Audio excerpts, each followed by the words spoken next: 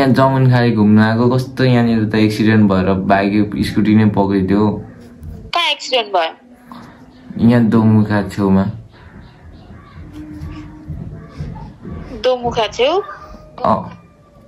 केसँग accident भयो? यो साइकलमा एउटा नानी हिँड्दै थियो, कस्तो त्यो नानी पनि फुत्तै निस्क्यो, म पनि सट्टै पुगेको थिएँ, स्पिडमा थिएँ, ब्याङ्गै लागिहाल्यो। म भन्छु नि त स्कुटी पनि लानु तपाईँ नै, मान्छे पनि लगेर त्यहाँ राखिदिनु, त्यसको कामै छैन भन्छु म। हेलो एन्ड नमस्ते, welcome back to my YouTube channel. मेरो युट्युब साथीहरू, आज चाहिँ अर्को पार्ट 3 प्र्याङ्क भिडियो लिएर आइसकेको छु।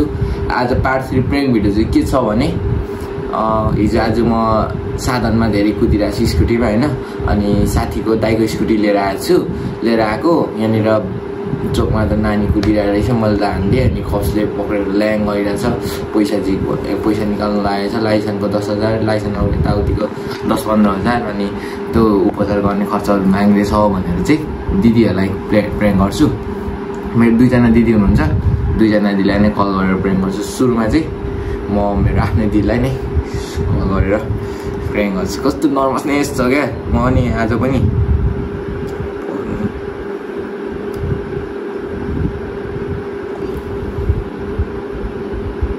हेलो दी, के गर्दै हुन्छ?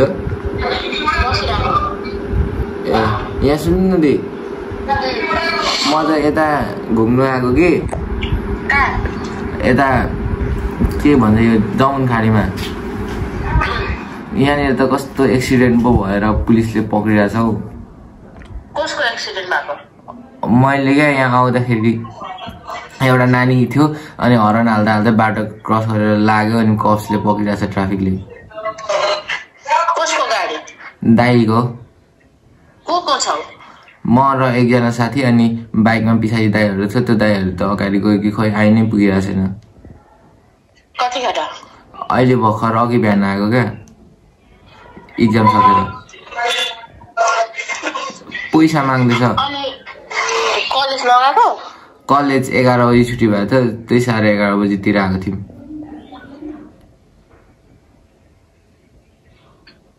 अनि खोइ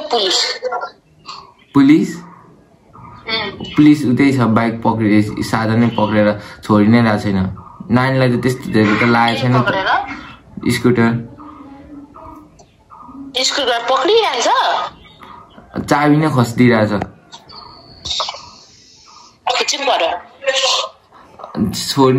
छोडिदिनु भन्दा पनि छोड्नै मान्दैछैन, पैसा माग्दैछ। यसो भन्नु के पो, स्कुटी पनि लानु, मलाई पनि जेलमा लगाएर राख्नु भयो।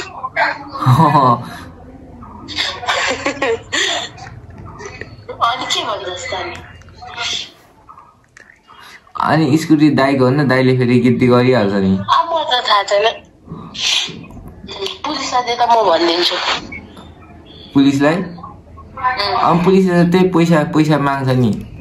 पैसा मलाई कस्तो नि, म भन्छु नि त स्कुटी पनि लानु तपाईँ नै, मान्छे पनि लगेर त्यहाँ राखिदिनु, त्यसको कामै छैन भन्छु म। बडा हरामी हो बेटा। पैसा चाहिँ हालिदिनु न। पैसा चाहिँ हालिदिनु न।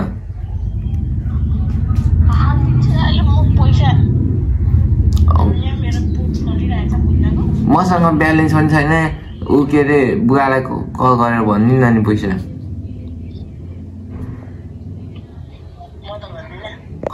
अनि के गर्नु, अनि पुलिसले त छोड्नै मानिरहेको छैन। त्यही बस्छ, घुम्नु जाने होइन, अनि कसले घुम्नु जाने लाग्यो? त्यही बस्छ घुम्नु जाने, तपाईँले लाइसेन्स बिना मजाले कुदाउनु जान्नु छैन, लाइसेन्स बिल बुकहरू के छ कि छैन, थोत्रे गाडी पक्रेको छ, डुलेको छ, ठिकै भयो। कसरी थोत्रे हो? बिल बुक त छ नि, तर पर दमङै छ क्या, बिल बुक पनि नबोकिहाल्छु छु। थाहा छ मलाई। कस्तो बिल बुक त छैन, अनि कस्तो कुदाउनु आउँदैन? 4जना नि कुदाइहाल्छ नि। कुदाउनु त कस्तो आउँदैन, आइहाल्छ नि, यत्रो कुदाइसक्यो। कति पैसा चाहिएको अरे? त्यो नानीलाई उपचार भन्दै थियो, त्यो नानीलाई त्यस्तो साह्रो लागेको छैन, अनि के अरे 10,000 माग्दैछ। लाइसेन्स नहुनु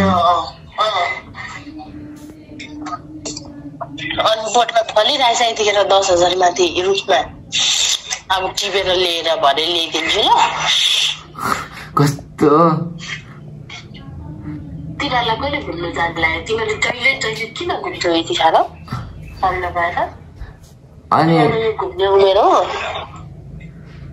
अनि अल्छी लाग्छ दमङमा बस्दा बस्दा नि कहिले त घुम्यो आज त निस्केको नि तिमीलाई दमङमा घुम्नु भनेर राखेको हो होइन अब इक्जाम पनि सक्यो अनि अब इक्जाम सक्यो कुन इक्जाम सक्यो कुन चाहिँ इक्जाम सक्यो यहाँ कलेजमा इक्जाम हुँदैछ नि त थर्ड सेमिस्टरको फाइनल होइन इन्टरनल इक्जाम अनि छोड्नै मान्दैन त कस्तो गिद्दी गइरहेछ त्यो पैसा हाल्दिन न खोइ भिडियो कल गर्दा म हेर्छु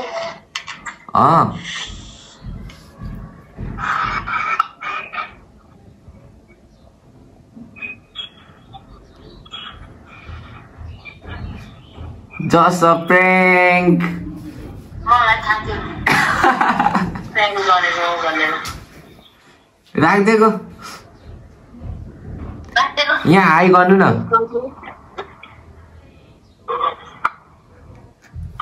दि यहाँ हेलो गर्नु न हाम्रो दिदी पनि बुवा मम्मी जस्तै कुल हुनुहुन्छ है गाइज मलाई थाहा थियो नि त ल राख्देको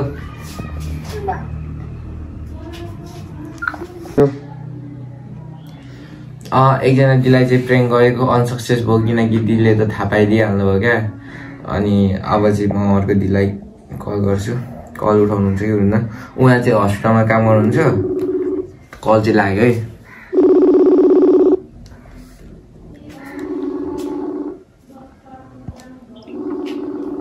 कल लागिरहेको छ कलै उठाउनु भएको छैन हेलो दी यहाँ सुन्नु न यहाँ जमुनखाली घुम्न आएको कस्तो यहाँनिर त एक्सिडेन्ट भएर बाइक स्कुटी नै पक्रिदियो कहाँ एक्सिडेन्ट भयो यहाँ दोमुखा छेउमा दोमुखा छेउ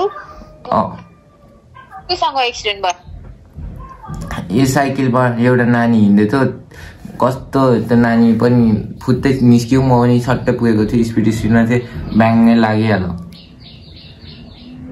नानी कहाँ छ अनि नानीलाई त त्यस्तो केही नै भएको छैन साइकल चाहिँ अलिकति कुचेको छ अनि पुलिसले चाहिँ स्कुटी नै पक्रिदियो तिमी चाहिँ कसको गाडी लिएर गएको यहाँ दाइलाई मागेर गएको नि त्यो पनि मैले कस्तो धिरले मागेको दाइ प्लिज आज म दिनु भनेर मागेको त्यो पनि टक्क आज कस्तो बेसाइड अघि यहाँनिर आएर यस्तो भइदियो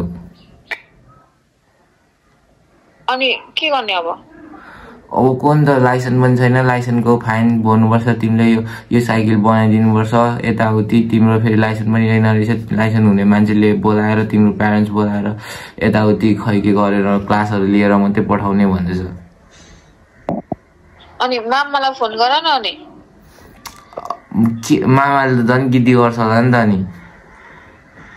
अनि मसँग के छ अनि मसँग पनि त लाइसेन्स छैन अनि फाइन भरेपछि जान दिन्छ होला पैसा त अहिले मसँग कहाँ छ त अनि कहाँ हुन्छ तपाईँ अहिले ड्युटीमा घरमा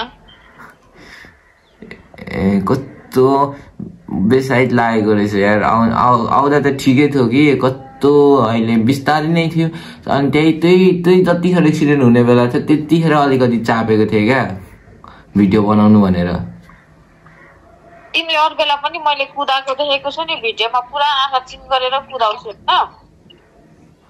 अन्त भिडियोको लागि हजुर मामालाई फोन गरेर भन मामालाई अनि मलाई त गिद्दी गर्छ होला तपाईँ भनिदिनु न म भन्छु नि मलाई मार्दैन झन् दिदीलाई भन्नु नत्र दिदी बहिनीलाई दिदी बहिनीलाई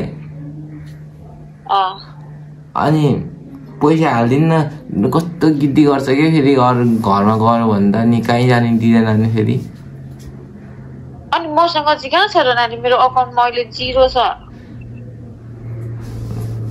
ए कस्तो फेरि कफ पनि त्यही मैदानमै बस्दो रहेछ कति छिटो आइपुग्यो क्या अनि त्यहीँनिर मैदानमै त बस्छ नि पुलिस पनि कस्तो यस्तो पनि हुँदो रहेछ यार कस्तो के सोचेको थिएँ कि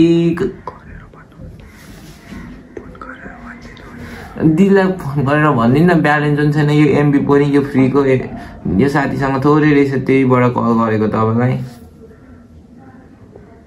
म दिदीलाई चाहिँ फोन गरेर भन्छु ल दी भनिदिनु ल दिदीले चाहिँ कल ब्याकै गर्नु भएन क्या दिदीलाई कल गर्नु भनेर कल राखेको नि त कल ब्याक गर्नु भएन अनि मैले कल गर्छु पक्कै के भन्नु कलै रिसिभ गर्नु भएन यार सायद दिदीले भन्नुभयो होला यार त्यही भएर कलै रिसिभ गर्नु भएन ओ रिसिभ गर्नु भएको थियो काट्यो हेलो सोध्नु भयो भनिदिनु भयो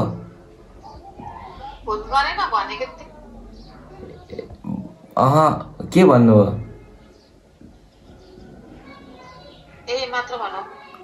ए मात्र भनौँ कस्तो अनि आज यहाँ झेलमा राख्नु त डह्रो सेकिहाल्छ होला नि त नि अनि झेलमा बस्नु आज एक रात बस्छ चाहिँ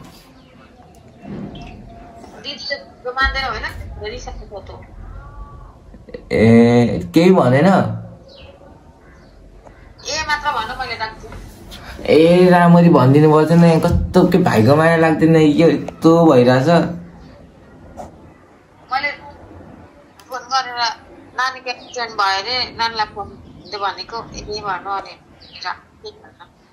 एक्सिडेन्ट भयो अरे पैसा पठाइदियो अरे यताउति मिलाइदियो अरे भन्नु पर्थेन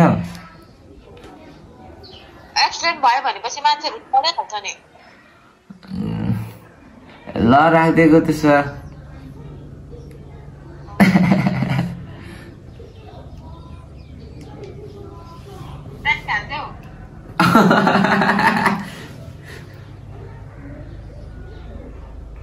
भिडियो अन गर्नु त नदेखाऊ मैले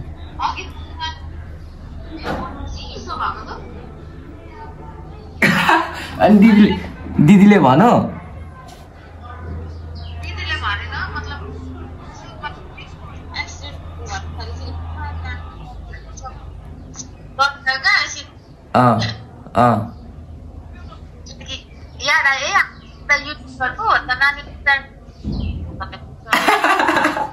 म कस्तो दिदीलाई पनि प्र्याङ्क गरेको दिदीले पनि थाहा पाइहाल्यो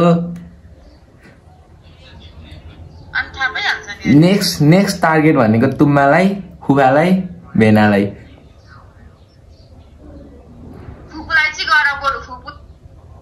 ल ल ल दि राखिदिएको ल ल